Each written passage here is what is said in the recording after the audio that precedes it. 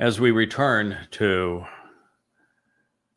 the series called Qatsyr Harvest, we are reviewing the prophet who spoke most vociferously of the last days, of what God would do, what Jews would do, what I will do, collectively, collaboratively, on behalf of Israel. And the next statement reads, "Fear not, and do not be awed." He's speaking this to the land. Fear not and do not be awed. Earth and land, it's Adamah. Now, we don't know for certain that there wasn't an ulterior designation of Adamah in this case. But you see, Adamah means more than earth. It means more than ground. It means more than land. Adamah means a bloody red man of the earth. Adamah speaks of a feminine projection of humankind, which is why the last sacrificial offering that is brought to bear for the benefit of the remnant of Yisrael, the remnant that survives in the end, is called the Adamah Parah. He is the bloody red man of the earth who is productive. He is known as the red heifer. He's not a girly cow. That same voice that Yahweh picked to speak to you happens to be the Adamah Parah. And so it says, do not fear, do not be awed, do not be intimidated, distressed, or concerned, Adamah, you bloody red man of the earth. Why? Because there's a lot to accomplish, and the foes are grievous. Today, Israel, you have Marxists who are against you. These Marxists would be progressives, socialists, liberals. They are almost universally opposed to you. MAGAs have turned against you, and conspiratorialists have long been opposed to you. Lots of MAGAs are conspiratorialists, so the MAGA conspiratorialists of the world. And by the way, there are a lot of MAGAs outside of the United States who just buy into the bestial nature, the vicious nature of the cult of personality around Donald Trump. I deal with them all the time from all around the world. And you also have, of course, a couple of billion Muslims that are opposed to you. So between the right-wing conspiratorial nutcases, the Marxist, socialist, liberals, and the Muslims, it's about 6 billion people that are opposed to you and therefore opposed to me. And my job is to protect you from them so that there is a remnant of you at the proper time on the day of the Herald on Towrah in 2033, and also to cultivate as many as possible to participate in the Shabuah Qatsyr harvest that we're talking about here. And it was clear from Yeshayah that it is the parah, this productive and fruitful individual. It's a bull that is productive and fruitful. Therefore, it has the ending, because, you don't normally consider productive and fruitful in the sense of offspring with a bull, but with the heifer. But the fact of the matter is, in this particular case, this bull's a dude. And this guy is, according to God, has offspring. Even Yeshayah says, this man from Edom, he's going to save many, a great many. And so God is saying to him, to the Adamah, this bloody red man of the earth, don't be intimidated. Don't be distressed. Don't be concerned. Don't be awed by anything that you see. Have no fear. You have a job to do. Do your job. Even if 90% of Israelites, the wacko, parasitic Haredim on one side, the irrational progressives and political liberals on the other, even if there's not one of them representing 40, 45%, maybe 50% of Israel that will even pay any attention, that will demonize you, don't be intimidated. Don't be distressed by them. Don't be bothered that on X you are in a cesspool of anti-Semitism that is absolutely rigged against those supporting Israel. Don't be bothered by that. Don't be bothered by the fact that this message will never be popular. Don't be bothered by the fact that people want to wallow and grovel at Trump's feet and you know that he's the great betrayer. Don't be awed. Don't be intimidated. So with Yashaya speaking of the Parah in conjunction with the day of the herald and this final sacrifice of the Adamah Parah, we have Yoel speaking of the Adamah, half of the Adamah Parah. Do not be awed. Do not be intimidated, Adamah, bloody red man of the earth. Be glad and show a positive attitude. Yeah, it's true. I wrote the other day that after my good friend Kirk drew an illustration of me, and I'll post it again on Facebook and on X just because it expresses so much. And you can notice I'm not speaking at the moment. You can look into my eyes and you know that I'm contemplative, that I'm about to say something, but that in that expression, you know that there is a tremendous confidence and conviction that what I say will matter and that it will prevail.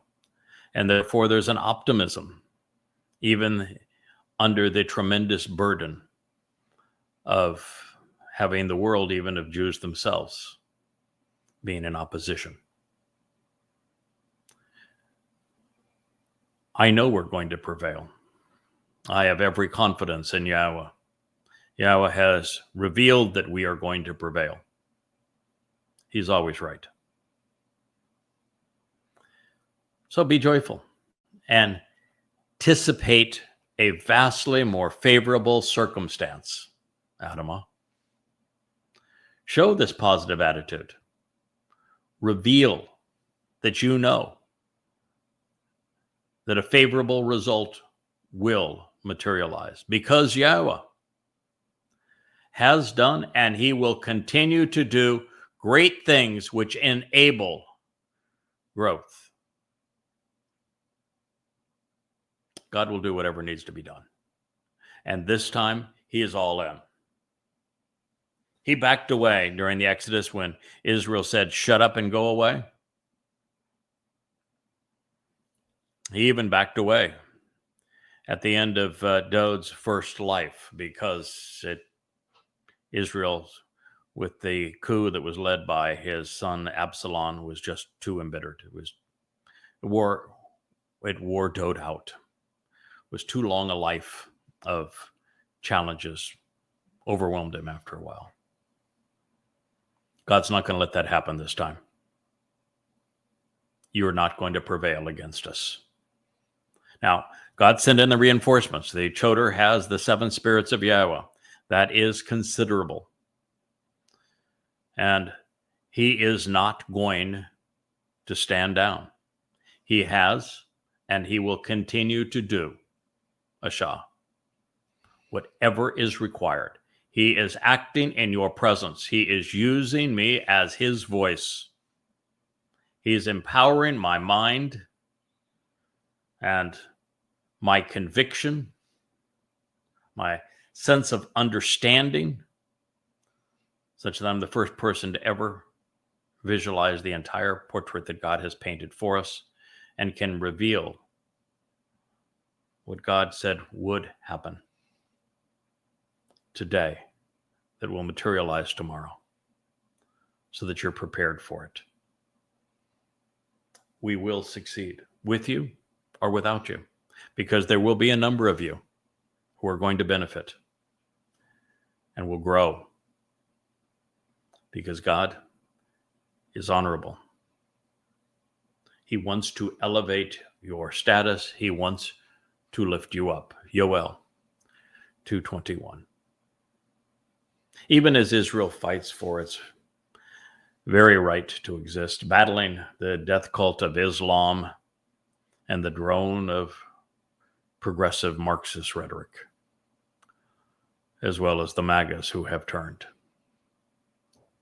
calling for the nation's demise, there is reason to celebrate.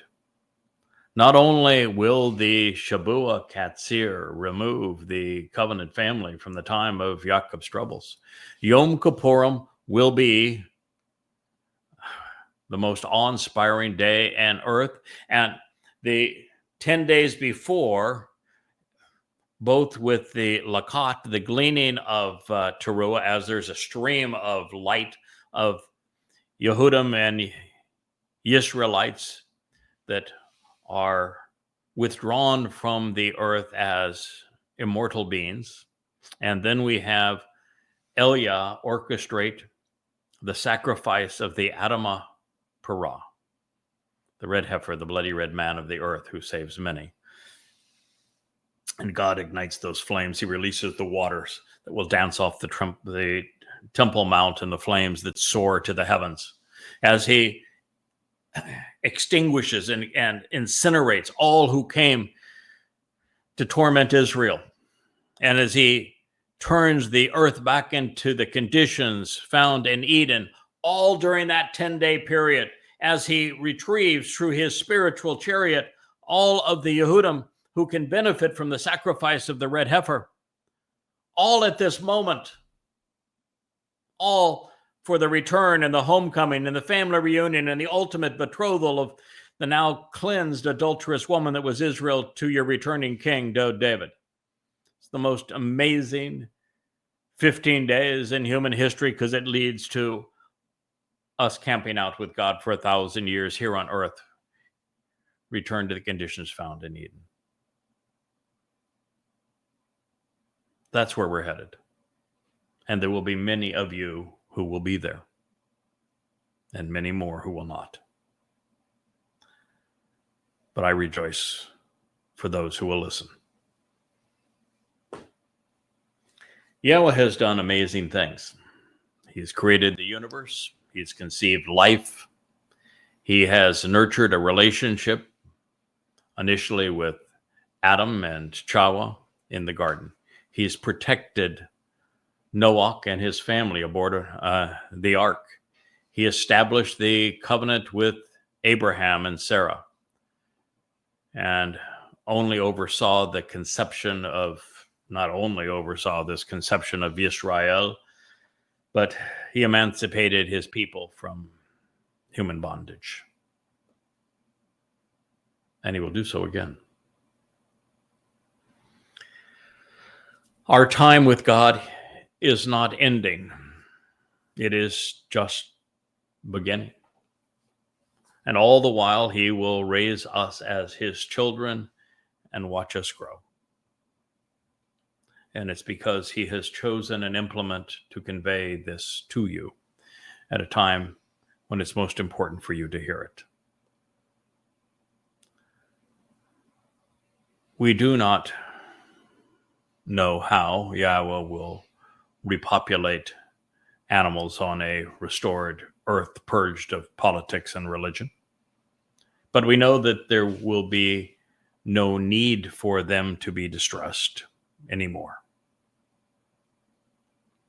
The author of life has a better world in store for all bearers of souls, us humans, and our four-footed friends. Do not be distressed or concerned, animals of the open environs, because the beautiful pastures and lovely dwelling places of the barren wastelands are becoming verdant, and they will grow. Surely the tree lifts up and bears its fruit, the fig and the vine. Their vigor and strength will show.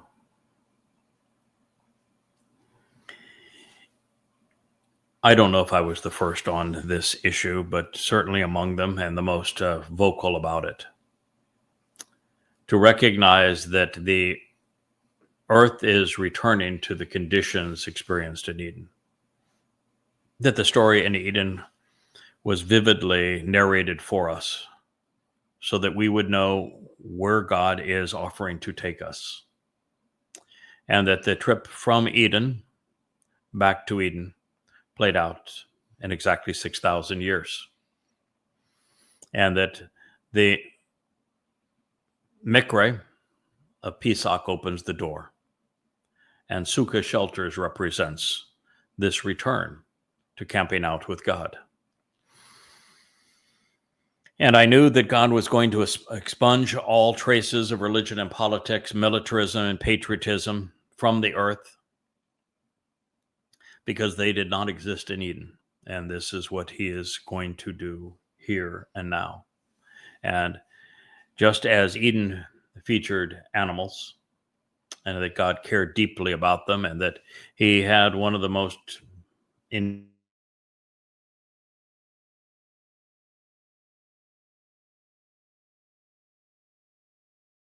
could describe them based upon what he perceived about them, which means he probably had the ability to talk with them and listen to them. That forevermore is going to be populated with life, and there will be animals, and they will not be abused anymore. So God is saying here, there'll be no reason for animals of the open environs to be distressed. And everything now is going to be an open environment, because there's no reason to wall off Eden. It was walled off previously because there were humans without an asama that were deadly and destructive and religious and political outside the garden 6,000 years ago. And God didn't want Adam and Chawah to be harassed by them. But there'll be no reason for walls, because there will be no religious, there'll be no political people left on earth. So there's no reason for distress. There's no reason for walls. The animals will be of the open environs, and the pastures and the dwelling places will be lovely. What was a barren wasteland will become verdant, and it will grow, Dasha. It will sprout. It will be green. It's going to come back to life as all forms of vegetation thrives. There were two trees in the garden. The tree of lives is represented by the lives of David. He had three of them. That's why he's called the branch. And so that tree of lives, represented by the three lives of David when he lived as our Messiah, the Son of God and King, came back then 1,000 years later to fulfill Pesach Matzon Bakudim in 33 CE, and will return as our King and our Shepherd in 2033. He represents the tree of lives. It lifts up, it bears its fruit, but he is not the only tree. There's also the tree of knowledge. Why God named me Yada. And yes, you can say that that tree of knowledge presented both good and bad, right and wrong, productive and counterproductive, and that is God's job and my job. There's as much information in the Torah and prophets on God's disdain for religion and politics and man's deceptive ways as there is on God presenting his intent. And so there is in my presentations like today and in my books. I have become the tree of knowledge of both what is right and what is wrong, good and bad.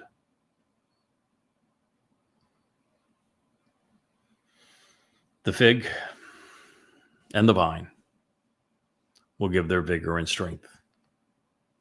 The fig represents the nation of Israel, and when it is growing, it represents Israel thriving again. And the vine, it represents all that Dowd planted in that vineyard that produces the wine of inheritance that is symbolic with the blood that was smeared on the doorway to life and into God's home by the fulfillment of Passover. The fig and the vine will show their vigor and strength. And the tree of lives and the tree of knowledge of good and bad will bear and lift up fruit again. Yoel, Yahweh is God. Joel 2:22. So I thank you for listening. We'll have to figure out what happened with our intermission here, but nevertheless, it's always an honor to be able to speak to you, to care about you, to do my best to reintroduce you back to Yahweh, to reacquaint you with the great gift that was offered to you by having the door to life opened, your guilt carried away and deposited to perfect you and to adopt you into the covenant family that was achieved by Dowd on his second of 3 lives, and to make you aware that it is this very same king who is returning in just 99 months from now. So I thank you for being part of the YAHOWAH blog. And I have been your host, Craig Winn.